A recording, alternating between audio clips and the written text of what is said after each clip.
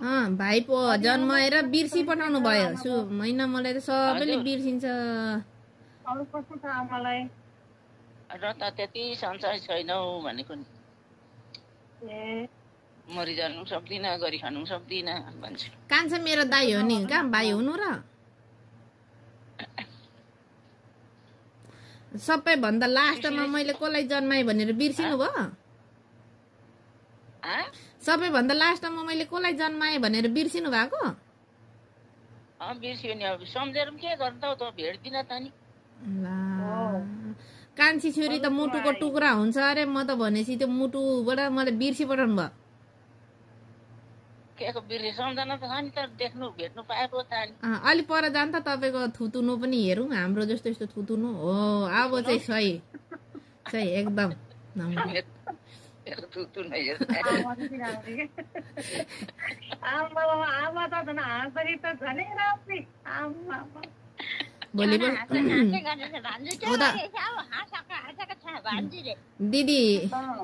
दिदी पनि भोलि पर्सि हाम्रो इलाम घुम्न आउनुहुन्छ अरे तपाईँलाई सिक्किमे रम ल्याइदिएर क्या आमा अब भोलि पर्सि म नेपाल आएपछि 1 वर्ष पछाडि ए तपाईँ 1 वर्ष होइन अझै 30 वर्ष 40 वर्ष बाँच्नुहुन्छ हौ के कुरा गर्नु भएको के थाहा तपाईँ र म सँगसँगै पो मरिन्छ कि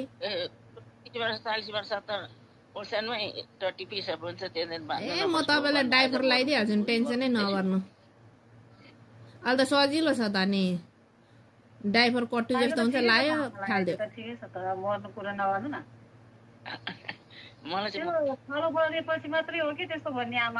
तपाईँलाई मैले कस्तो सपना देखिरहेको छु म नेपाल आएर आमालाई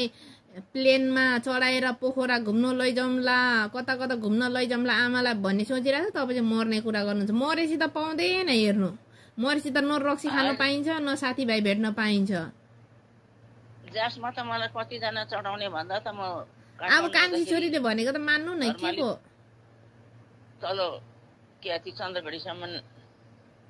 के भन्छ त त्यहाँसम्म जासमा चढाउने चढाएर पठाउने भद्रपुर अनि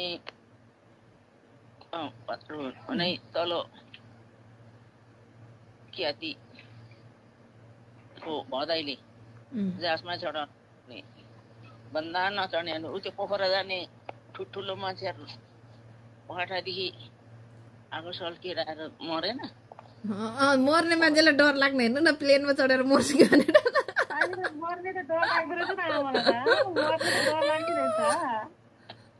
अनि